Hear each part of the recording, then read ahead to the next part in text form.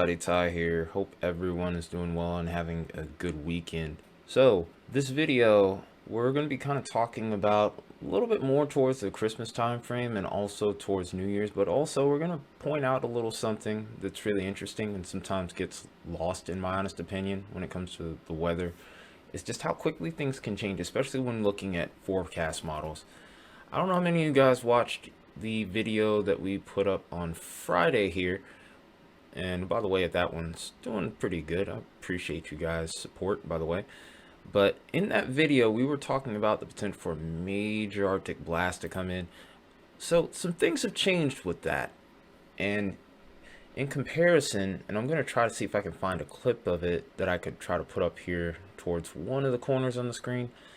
We'll see if it makes it to the final cut on this video. Hopefully I can pull it off, but no guarantees. I'm not a master editor just yet. I'm getting better at it though, especially if you've been following the channel for a long time. We've come a long way with that.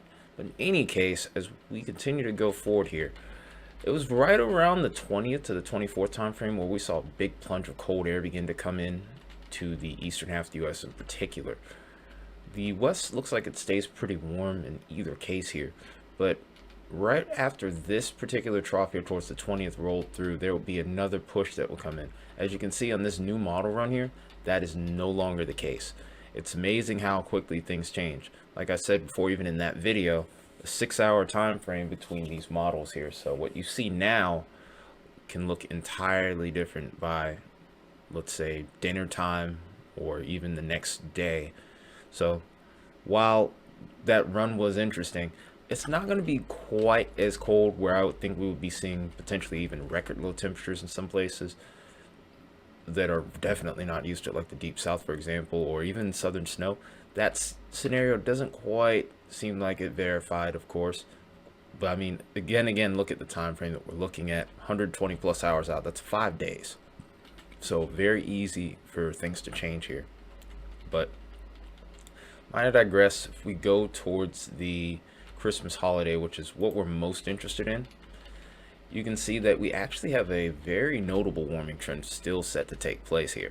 That's been a trend on the models for quite a bit now, and that trend has continued to hold.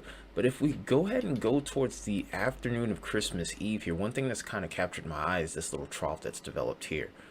Now, depending on how other ingredients verify, and it does look like from what I've seen on other parameters here, which I'll show you in a second, we might have to watch the deep south for maybe an isolated chance of severe storms right now. Obviously, we're looking in no man's land, 222-hour time frame here, way too much time.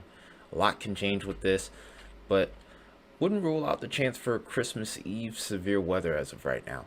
You look on the bottom left corner with the euro on our screen here, you can see a pretty similar look. Time frame's just a little bit different. The euro actually has the jet stream progressing a little bit slower in comparison to the GFS. Both of these runs came out at identical times, but it definitely looks like there's going to be a little bit of discrepancy in regards to timing. That'll probably get hashed out as we get closer towards that particular day itself. Whether this still verifies or not, as we said before, a lot can change. By the time we get towards dinner time, this run probably will look a lot different, especially looking at this particular time frame. Another thing I've noticed is, especially with the GFS, as we go further along, so we push towards New Year's Eve, I do see an increasing amount of troughs beginning to come in, which is signifying potential for a lot more active weather in the future leading up to New Year's Day. Now, just how significant this will be, time will only tell. But I did say in our original December outlook earlier that we would end up potentially seeing a lot of shifting going on. This would be what we would call a wild card month, where you could get a lot of warm-ups, a lot of cool downs, potential for severe weather, winter weather. We've seen lake effect snow. And one thing, I'm actually going to go back here real quick before we move forward and show you that even though that big cool down isn't necessarily in play, I do think lake effect snow could still be a factor around that 20th to 22nd time frame here. If you look at these little wind barbs right here, notice the direction that they're pushing. That cold air is still going to make it into the US here, just not necessarily towards the deep south. Now, if you're over towards the northeast, we're talking a different story here. So with that, especially on the backside of this trough here, I do think that some potential may exist in the early goings here for a quick burst of lake effect snow. Will it be quite as potent as these last couple of systems where we've seen 2 feet plus? I'm not really thinking so, but in either case though, it's definitely something I'll be keeping an eye on, and you should as well if you live over towards these areas.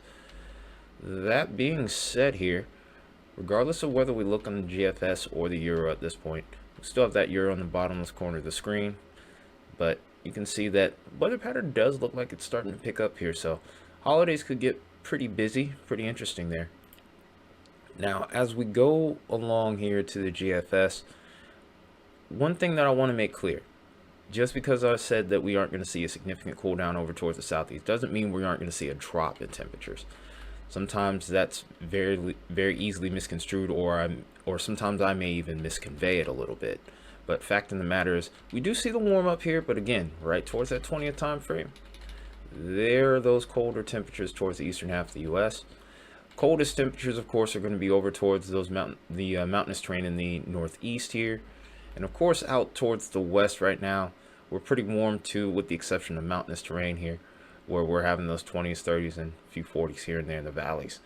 But for the most part, not much has really changed from the last time I made a video here in that regard over there.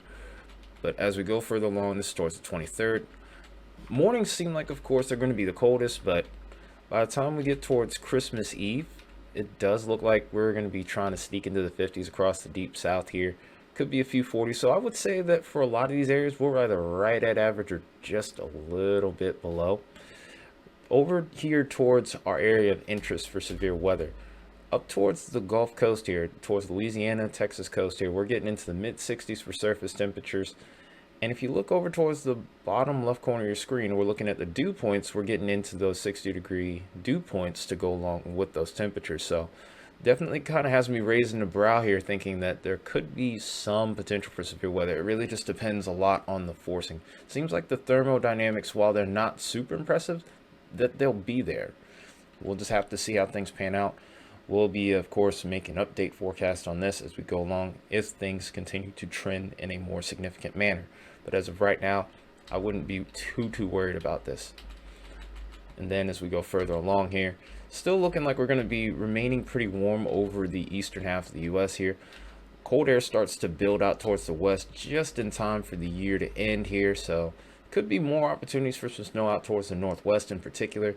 Southwest, you're starting to get pretty chilly as well, so definitely looks like to end the year we may be dealing with a shift towards a negative PNA. So it's going to be colder out towards the west. Southeast ridge looks like it's in effect here, and then I would say we're right about at average for the northeast, maybe just a little bit above possibly. But in either case though, it does look like a lot of shifting is going to be occurring right before the end of 2024 here. So last but not least, let's start to get a look at what we could be seeing on the precipitative side of things. Go ahead and take a look at really the next couple of weeks, I would say at this point. Now, of course, I can't look at the new year in particular, but one thing I have made note of here is over towards South Dakota, we could see a wintry system with some notable snow, not a long-lasting event, kind of more along the lines of a clipper system. Some showers and storms possible here and there. Maybe on the backside of this system here towards the 19th, we could see some snow over towards the northeast. New York City may see some flakes, but I would mainly expect rain as of right now. This next clipper system is pretty much the same story. We're really just kind of looking to see if we end up getting any snow on the backside of a clipper system at this point. Some people have been hyping up the potential for maybe a blizzard to occur here. I don't agree with that whatsoever. Way too early to call something like that, my honest opinion. I'm not trying to bash anyone, but I'm just voicing my opinion at this point. Now, if we look out towards the west, mountain snow is going to be a big topic. Not really much of a surprise. We've been mentioning that for a while here. And then as we go further along, as we get towards Christmas Eve, it looks like the Sierras are about to get absolutely pounded here with wintry weather here. Some big time snow. So if you're planning a little ski trip right before Christmas, this would be the time to do it. Well, really, you should have done it in advance. Don't know how the ski resorts work in regards to reservations. I've never been, but it definitely looks like be a blast to go skiing over there. As we go further along here, we see snow course towards the Rockies for Christmas, and then this is where we start to see that severe weather setup. It's interesting that we aren't seeing as much, this much reflectivity over here towards the Gulf Coast as I thought. And then this little sneaky system towards the 26th into the 27th. Depending on the timing, that could be of interest, but I don't expect anything major to come out of that. Does look like there's some notable snow that comes in around the 27th and the 28th, possibly over towards the northern plains. But outside of that, not really much to talk about beyond that point. It's pretty much the same old song and dance heading into New Year's Eve. As of right now, of course, this is 16 days out, and this is very much variable. Not even, I wouldn't even call this forecast. I don't know what you would call it at this point here. It's just kind of a, I guess you would say more of a look at this point, but could be a little bit of shower and storm activity in the morning and maybe afternoon of New Year's Eve towards the southeast. We'll have to see how things progress with that as well. But that being said, looks like there could be some notable changes here for the holiday. We'll just see how things kind of progress from that point. That's all I got for you on this video. I'm going to go ahead and hopefully watch my football team win this game. And that being said, I will see you guys in the next video. Take care.